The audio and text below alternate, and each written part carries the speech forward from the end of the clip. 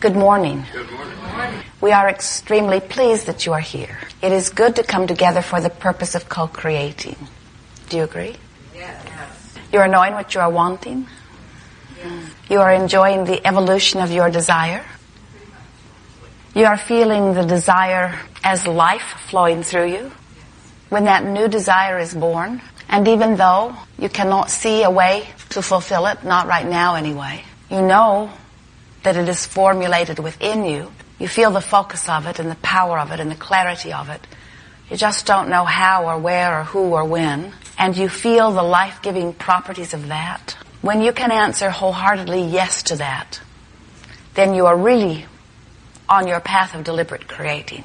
Then you are fully and consciously the extension of the source energy that is focused through you. Because from your non-physical viewpoint, that part that flows through you powerfully, even in your physical form, as you stand out here on the leading edge and you feel exhilaration at that new desire, even though it hasn't manifested and even though you don't know how it's going to, then you are feeling like you felt when you made the decision to come forth. But if as you stand here, having identified a desire, but feeling frustrated at your seeming inability to make it happen, now you are not the extension, the non-resisted, fully allowing extension of who you are. Instead, you've taken a mental mindset stance that causes some separation. That's too strong a word, but some resistance, some hindrance to the connection between you and you. What we're really getting at here, and we want so much for you to hear it, is that when unfulfilled desires call you rather than challenge you, when they breathe life into you rather than cause frustration, then you have reclaimed that eternal stance of incompletion. And it has to be all right with you that you are incomplete, otherwise you cannot be eternal. Think about that.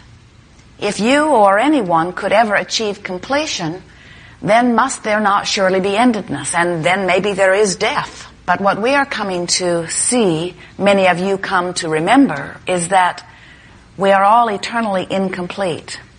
And when you relax into that incompletion, and you feel exhilaration at the new desire, and you use it as a goal, you let it be something that summons life through you, but you don't let yourself go to that place of frustration about it not yet having been complete, then you are living your life in the way that you intended. When you allow who you are, you feel wonderful. So the way you planned this was, you said, I will go forth into this magnificently contrasting, leading edge, time-space, earth reality. And from this variety, I will personally, because you can't do other than that, you have this personal, individual viewpoint. I will use my viewpoint to determine personally or selfishly, and we mean that in the purest, best sense of the word, I will determine my preference. And as I discover preference, whether I speak it or not, it will emanate from me vibrationally. And in the moment that a preference has been born or decided or chosen within me at any level of my being, even if it's a cellular level of my being, source energy will answer that request, because when it is asked, it is given. That is the basis of this law of attraction universe. So when you determine your preference, your idea of what you want, no matter how fully conscious or unconscious it is, when that preference is born, source answers it immediately. That's step 1 and step 2 of the deliberate creative process. Ask, and it is given. But there is another step that is sometimes forgotten or not understood by our creative human friends. And that is, once you have acknowledged that you desire something, and once the vibration has emitted from you, and source answers it immediately, you must be a vibrational match to what you are asking for. In other words, you cannot, from your place of contrast, conclude that you would prefer more money or better physical conditions or something different in your relationship, and then continue to look at what is bothering you in your current position, because as you continue to look at what is, you continue to maintain vibrational harmony with what is, and you keep yourself vibrationally out of harmony with what you've concluded that you now want. So as you begin to pay attention to the way you feel, as you understand that the way you feel is your indicator of what you are doing vibrationally with your perspective, then you can deliberately begin to hone your vibration into vibrational harmony or compliance with your own chosen desires. We talk about desire or wanting, and we talk about belief, but really, all of these are just thoughts. They are points of focus. So when you turn your attention toward something preferred, and you maintain your attention on that which is preferred, you therefore offer a vibration about that which is preferred, and as that vibration becomes you, it is answered. But if you turn your attention only briefly to what is preferred, that's why we sometimes call it a rocket of desire, but then you turn your attention back more completely to where you stand, sometimes in an effort to explain why you want what you want, or to explain why you deserve what you want. As you turn your attention back to where you are and maintain your vibrational harmony with that, now what you prefer cannot come because you have achieved such complete vibrational harmony with what is. It really is not different than what you understand about your radio. If you want to listen to what is being broadcast from a particular signal, you have to tune your tuner to the same vibrational frequency. And if you don't get the signal. The same thing is true of you. You are much more vibrational electronic beings than you are flesh, blood, and bone. So as you hold a desire, briefly, but you maintain more vibrational frequency with what is cannot become what you desire because you are not allowing it by your vibrational choice. That word choice is a very important one because you are choosing, whether you know that you are choosing or not, your vibrational frequency. And whatever vibrational frequency you are choosing is what is being answered. If you wonder what your frequency is, just look at what's manifesting, because what you think or what you focus upon or what your frequency is are all the same thing. What you think or what you focus upon or what your frequency is and how you feel are all the same thing. How you feel is your response to what you think. How you feel is your response to how you focus. How you feel is your response to your chosen vibrational frequency. And your chosen vibrational frequency is your point of attraction. So, let's say you've been living something, you're not as well as you would like to be. Maybe something's happened in your body, maybe it's been diagnosed, maybe you've just noticed it. But one thing is sure, you don't want it.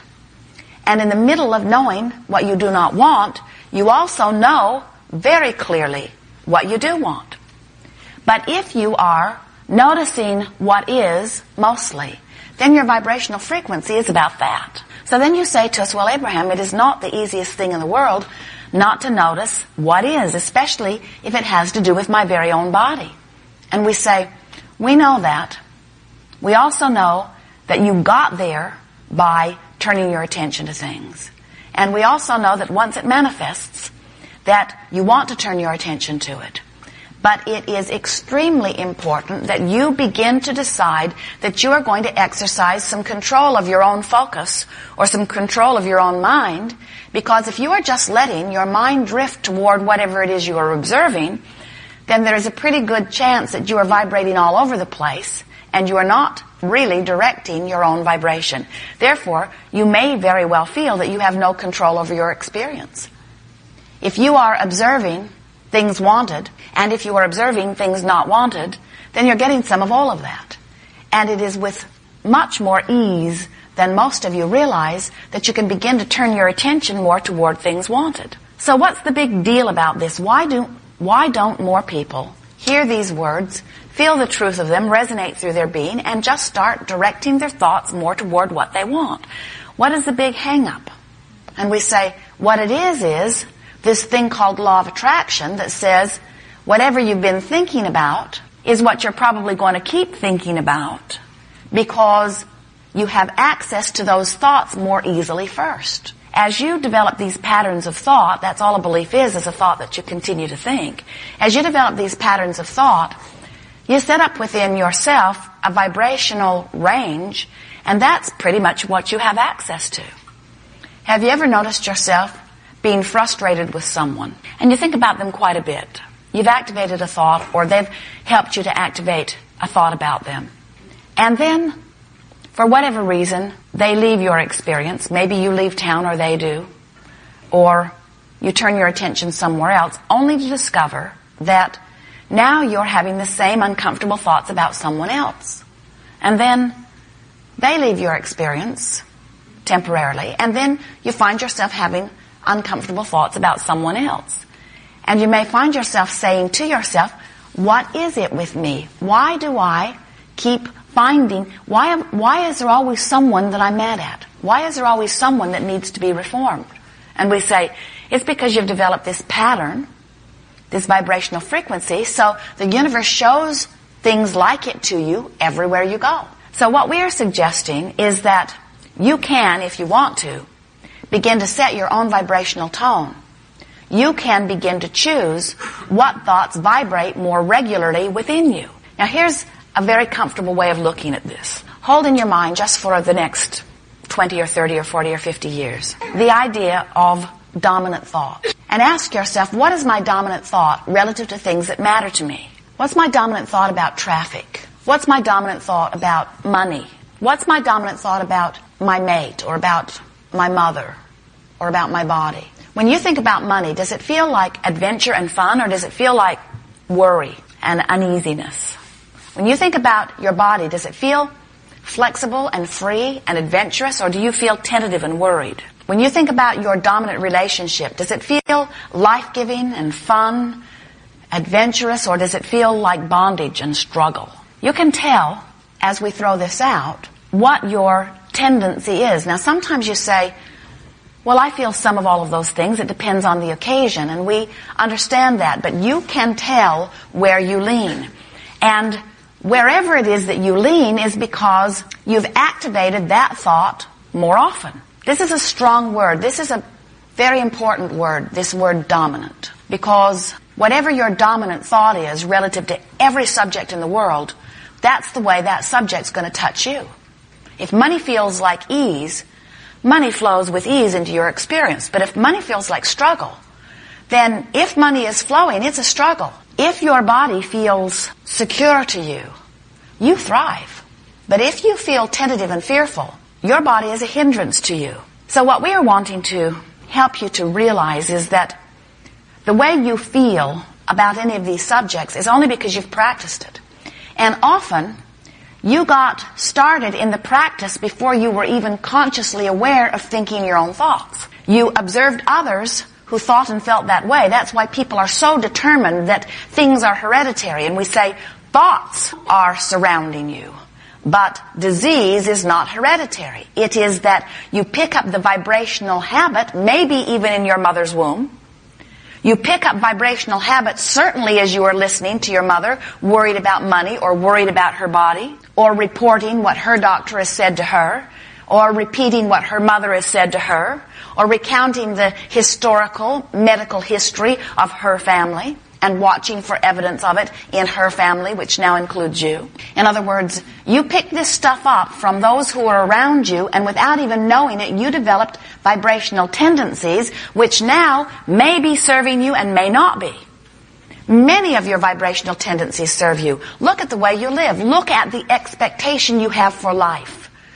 Look at the way your traffic moves. Look at the way your economy moves. Look at the way your food moves. Look at the way you live. You are doing extremely well. You have high expectations that serve you. But there are some things that you've picked up along your physical trail that today are keeping you from letting in things you want, and you keep thinking that there is some outside factor that is preventing you from your own desires, and we're wanting you to understand there's no outside factor whatsoever. It's only your choice of thought. So as we talk about dominant vibration, we want you to realize that the only reason that any vibration is dominant within you is because you have activated that vibration more often. And the way you activate a vibration is by giving your attention to it. Whatever you give your attention to activates the vibration.